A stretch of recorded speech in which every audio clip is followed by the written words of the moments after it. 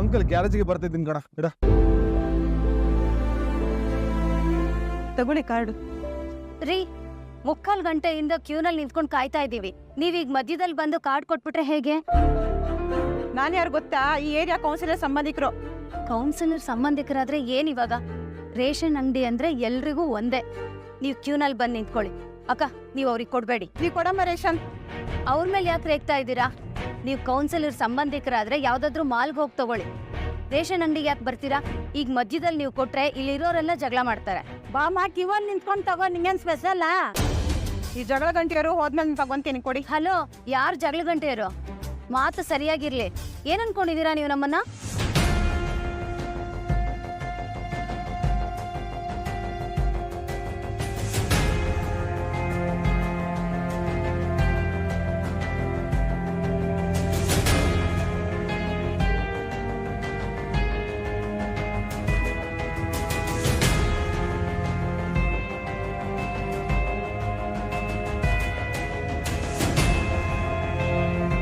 ಅದಕ್ಕೆ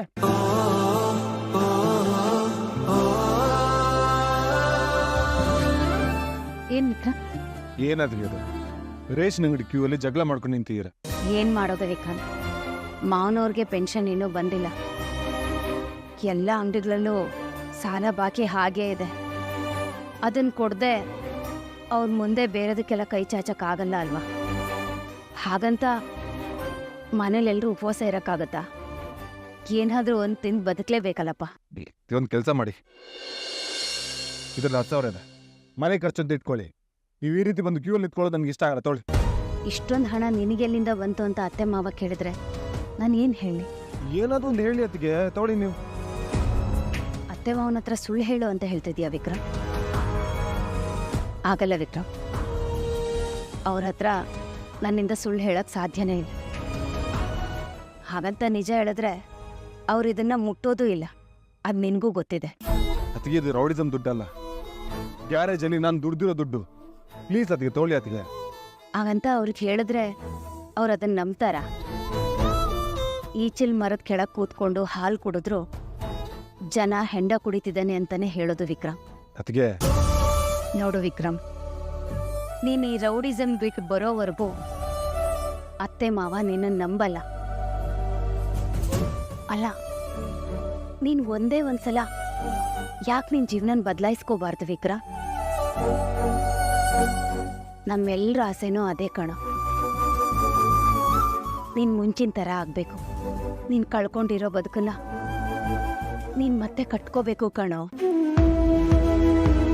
ಅಲ್ಲಿವರೆಗೂ ಈ ಸಂಕಟ ನಿನಗೂ ತಪ್ಪಿದ್ದಲ್ಲ, ನಮಗೂ ತಪ್ಪಿದ್ದಲ್ಲ. ಚೆನ್ನಾಗಿ ಯೋಚನೆ ಮಾಡಿ ನೋಡು. ನಾನಿನ್ನು ಬರ್ತೀನಿ.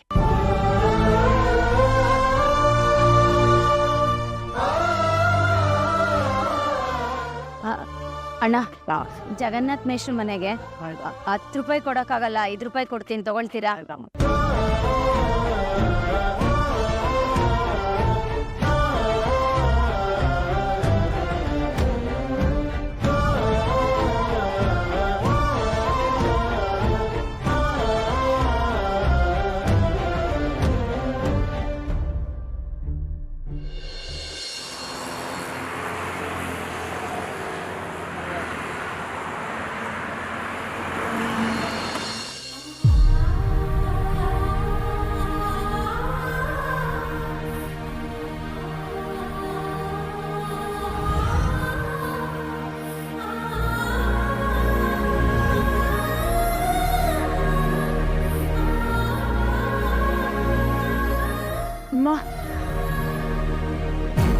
ರಾತ್ರಿ ನಿದ್ದೆ ಬಂದಿಲ್ವಾ?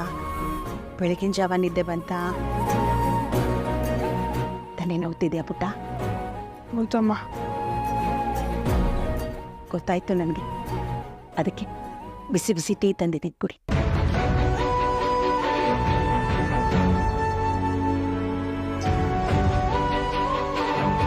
ನಾನು ಬರ್ತೀನಮ್ಮ. ಅವರಿಬ್ರು ನೋಡ್ಬಿಟ್ರೆ ಕಷ್ಟ. Thank you. ಮೆನ್ಷನ್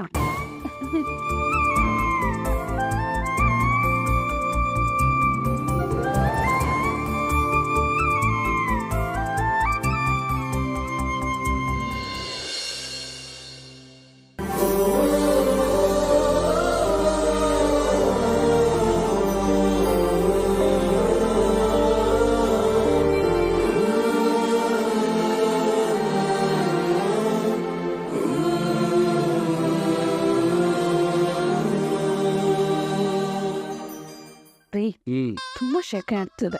ಹೌದು ಕಣೆ, ಮನೇಲಿ ಇರೋಕ್ಕಾಗ್ತಾ ಇಲ್ಲ. ಈ ಬಿಸಿಲಿಂದಾಗೆ ಅವ್ರು ನೋಡು ಹೇಗೆ ಇಳಿತಾ ಇದೆ.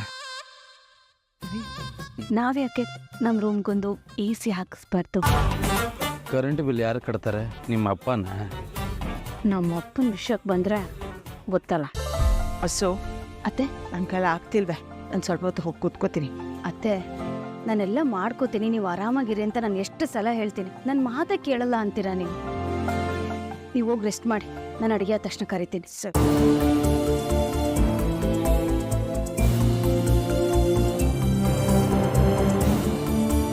ಏನ್ರಿ ಇದು, ಇಷ್ಟು ಶೆಕೆ ಇದೆ. ಹೌದು ಜಯ, ಬಿಸಿಲು ಹೆಂಗೆ ಹೊಡಿತಾ ಇದೆ ಅಂತಂದರೆ ಬರಿಗಾಲಲ್ಲಿ ರಸ್ತೆಯಲ್ಲಿ ಹೆಜ್ಜೆ ಇಟ್ಟರೆ ಪಾದದಲ್ಲಿ ಹಾಗೆ ಬೊಬ್ಬೆಗಳು ಬಂದ್ಬಿಡ್ಬೇಕು ಹಾಗಿದೆ. ರೀ, ಒಂದು ಮಳೆ ಬರದೆ ಹೋದರೆ ತುಂಬ ಕಷ್ಟ ನೋಡಿ. ಓಸು ಆಯ್ತಾ? ಗಿರ್ನಿಗೆ ಹೋಗಿದ್ದೆಮ್ಮ. ಗೋಧಿ ಹಿಟ್ಟು ಬಿಸ್ಕೊಂಡ್ಬಂದಿದ್ದೀನಿ, ಅಥವಾ ಬಿಸಿ ಇದೆ, ಹುಷಾರು. ತುಂಬ ಹಸಿವಾಗಿದೆ, ತಿನ್ನಕ್ಕೆ ಏನಿದೆ? ನೀವು ಕೈಕಾಲು ಮುಖ ತೊಳ್ಕೊಂಡು ಬನ್ನಿ, ನಾನು ಊಟಕ್ಕೆ ಬಡಿಸ್ಬಿಡ್ತೀನಿ. ಸರಿ.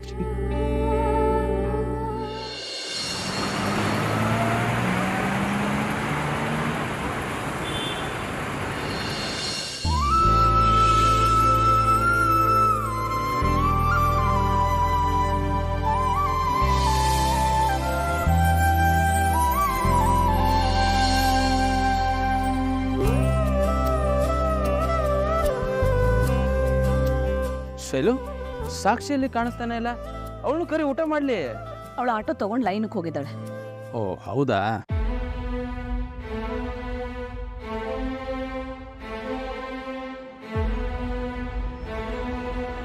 ಅಮ್ಮ, ಇದೇನಮ್ಮ ಇದು? ರೈಸ್ ಇಷ್ಟು ದಪ್ಪ ಇದೆ.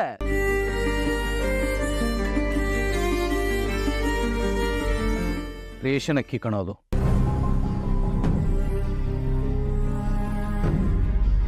ವೆಂಕಿ, ಈ ತಿಂಗಳದ ಪೆನ್ಷನ್ ಇನ್ನೂ ಬಂದಿಲ್ಲಪ್ಪ. ದಿನಸಿ ಅವನಿಗೆ, ಹಾಲಿನ ಅವನಿಗೆ, ತರಕಾರಿ ಅವನಿಗೆ ಇನ್ನೂ ಬ್ಯಾಲೆನ್ಸ್ ಕೊಡೋದಿದೆ.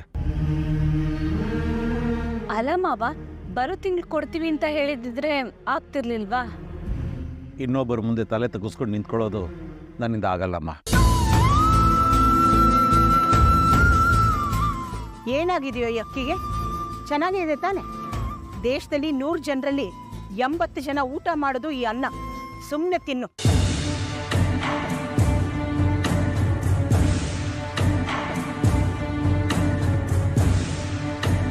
ಅಯ್ಯೋ ವೆಂಕಿಯವ್ರೆ, ಏನಾಯ್ತು? ರೇ, ಏನಾಯ್ತು? ಆಗ್ತಾ ಇಲ್ಲ ಕಣೆ, ಯಾಕೋ ಗ್ಯಾಸ್ಟ್ರಿಕ್ ಪ್ರಾಬ್ಲಮ್ ಅನ್ಸುತ್ತೆ. ಊಟ ಮಾಡೋಕ್ಕೆ ಆಗ್ತಾ ಇಲ್ಲ. ನಾನು ಸ್ವಲ್ಪ ಹೊತ್ತು ಹೋಗಿ ಮಲ್ಕೊಳ್ತೀನಿ. ತುಂಬ ಹಸ್ಕೊಂಡಿದ್ರೆ ಒಂದು ಸರ್ತಿ ಹಂಗಾಗತ್ತೆ. ಮಜ್ಜಿಗೆ ಅನ್ನತ್ತೀನಿ ಅಮ್ಮ. ಅಣ್ಣ, ಇಲ್ಲ, ಯಾಕೋ ತಲೆ ಸುತ್ತದಂಗೆ ಅನ್ನಿಸ್ತಾ ಇದೆ. ಒಂದು ಸ್ವಲ್ಪ ಹೊತ್ತು ಮಲ್ಕೊಳ್ತೀನಿ ನಾನು. ರೀ, ಮಾತ್ರೆ ಏನಾದರೂ ಬೇಕಾ? ನಾನು ಬರ್ತೀನಿ, ಬನ್ನಿ ಬನ್ನಿ. ಸರಿ.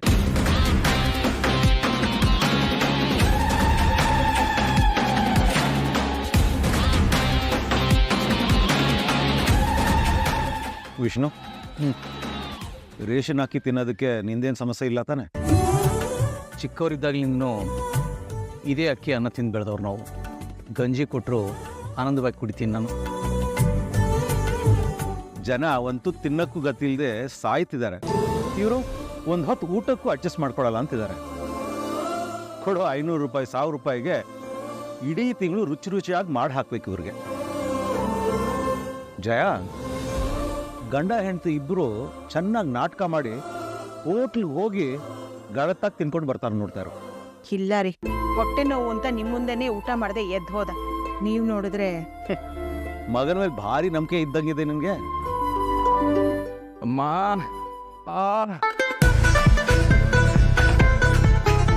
ಹೊಟ್ಟೆ ನೋವು ತಡ್ಕೊಳಕ್ ಆಗ್ತಿಲ್ಲ ಕಣೆ.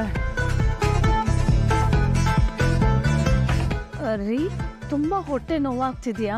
ಕಣೆ, ತುಂಬಾ ಹೊಟ್ಟೆ ನೋವು ಆಗ್ತಾ ಇದೆ.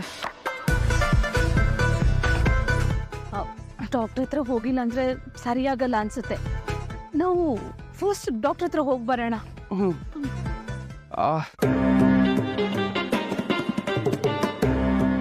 ಜಯ, ನೀನು ಹೋಗ್ತೀಯಾ ಮಗನ ಜೊತೆ ಡಾಕ್ಟರ್ ಶಾಪ್ಗೆ? ನೋಡ್ರಿ ಎಷ್ಟು ಡ್ರಾಮಾ ಮಾಡ್ತಾರೆ ಅಂತ. ಮಾವ, ಮಕ್ಕಳನ್ನ ನೀವು ತುಂಬ ಚೆನ್ನಾಗಿ ಅರ್ಥ ಮಾಡ್ಕೊಂಡಿದ್ದೀರ. ನಾನು ಎಲ್ಲರೂ ಚೆನ್ನಾಗಿ ಅರ್ಥ ಮಾಡ್ಕೊಂಡಿದ್ದೀನಿ ವಸು.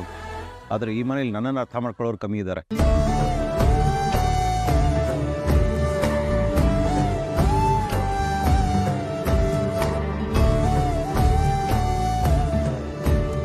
ಒಂಚೂರು ಸಾರು ಬಡ್ಸ್.